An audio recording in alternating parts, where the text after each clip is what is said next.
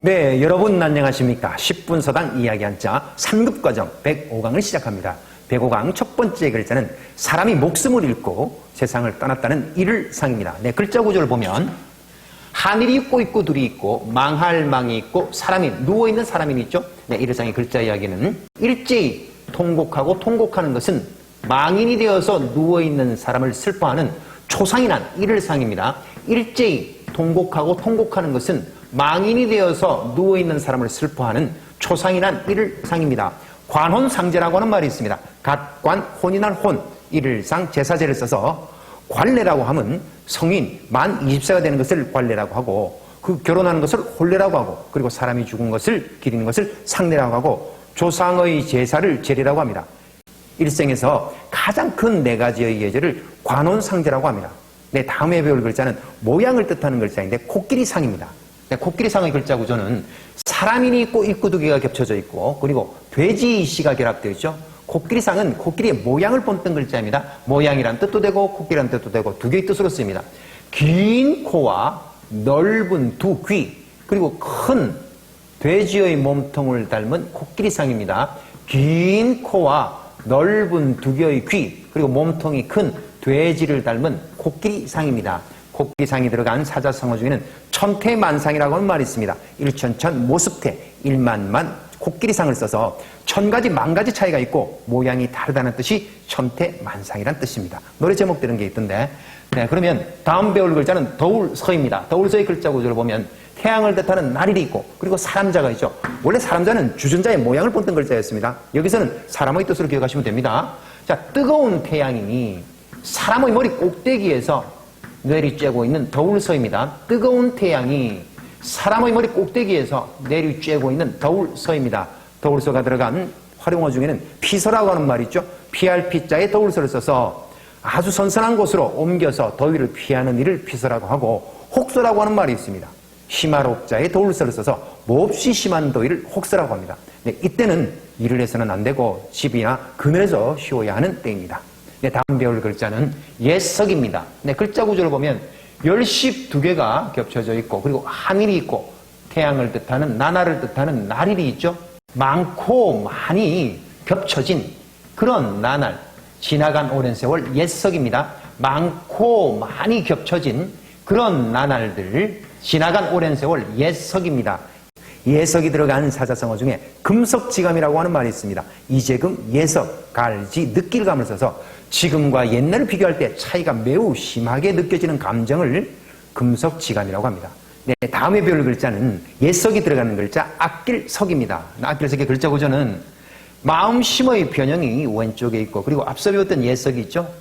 애틋한 마음이 예전부터 오랫동안 남아있는 악길석입니다. 애틋한 마음이 예전부터 오랫동안 남아있는 악길석입니다. 악길석이 들어간 활용어 중에는 석별이라고 하는 말이 있습니다. 악길석자에 이별할 별을 써서 서로 떨어지기를 서운하고 애틋하게 여긴다는 뜻이 석별이라고 하는 말이고 애석하다는 말도 있습니다. 슬플 애자에 악길석을 써서 슬프고 아끼게 여긴다는 뜻이 애석이라고 하는 말입니다. 네, 다음 배울 글자는 빌릴차입니다. 빌릴차의 글자 구조를 보면 사람인이 있고 앞서 배웠던 예석이 있죠. 사람이 농사지을 땅을 예전부터 남에게 빌려서 쓰는 빌릴차입니다. 사람이 농사지을 땅을 예전부터 남에게 빌려 쓰는 빌릴차입니다. 빌릴차가 들어간 활용어 중에는 차명이라고 하는 말이 있습니다. 빌릴차에 이름명을 써서 남의 이름을 빌려 쓰는 것을 차명이라고 합니다. 네, 차용이라고 하는 말도 있어요. 빌릴차자에 쓸용을 써서 물건이나 돈을 빌려서 꾸어 쓰는 것을 차용이라고 합니다. 임차라고 하는 말도 있죠. 품삯임자에 빌릴차를 써서 요금을 주고 빌리는 일을 임차라고 합니다. 네, 다음 배울 글자는 베풀설입니다. 글자 구조를 보면 말씀은 있고 창수, 몽둥이 수가 있죠. 뭐 시설을 하다, 설치를 하다는 뜻인데 아주 자세한 말로 창이나 몽둥이, 도구를 이용해서 시설을 갖추도록 하는 베풀설입니다. 아주 자세한 말로 창이나 몽둥이, 도구를 써서 어떤 시설을 갖추게 하는 베풀설입니다. 베풀설이 들어간 활용어조에는 건설이라고 하는 말이 있죠. 세울 건자에 베풀설을 써서 건물을 짓거나 시설을 이룩하는 것을 건설이라고 하고, 설치라고 하는 말도 있습니다. 베풀설자에 둘치를 써서 어떤 기계나 장치 등을 어떤 곳에 달거나 매달거나 붙이고 하여서 놓아두는 일을 설치라고 합니다. 다음에 배울 글자는 덜손입니다. 네, 글자 구조를 보면 손수의 변형이 있고 인원원이 있죠. 자, 그러니까 손으로 많은 인원의 밥을 그 솥에서 퍼내서 솥에 음식이 줄어들었다. 그래서 일타, 손해보다라는 뜻을 가지고 있습니다. 오늘은 여기에서 세 조각으로 이야기를 기억하겠습니다. 손수 입구 조개표로 기억합니다.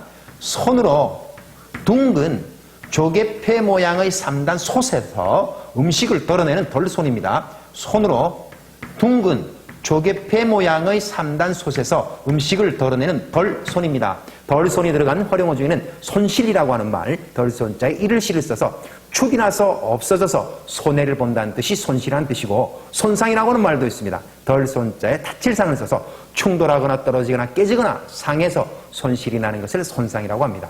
네, 그러면 105강에서 배웠던 글자 머릿속에 정리해 봅시다. 네, 일상입니다.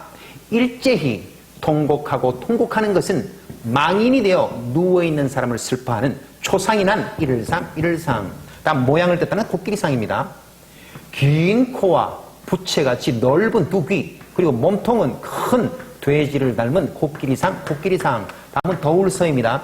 뜨거운 태양이 사람의 머리 꼭대기에서 내리쬐는 더울서. 다음은 예석입니다. 많고 많이 겹쳐진 나날들, 지나간 오랜 세월 예석입니다. 네, 다음은 악길석입니다. 애틋한 마음이 예전부터 오랫동안 남아있게 되는 악길석. 다음은 빌릴차입니다. 사람이 농사지을 땅은 예전부터 남에게 빌려서 쓰게 된 빌릴차입니다. 다음은 베풀설입니다. 아주 자세한 말로 창이나 몽둥이, 도구를 사용해서 시설을 갖추도록 하는 베풀설입니다. 다음은 덜손입니다. 손으로 둥근 3단 솥에서 음식을 덜어내는 덜손입니다. 네, 여러분 105강 한자 이야기도 재밌게 잘 들으셨나요? 복습은 언제나 빠른 배속으로 두세 번 꼭 하시기 바랍니다. 네, 그러면 여러분들과는 106강에서 만나 뵙겠습니다. 안녕히 계십시오.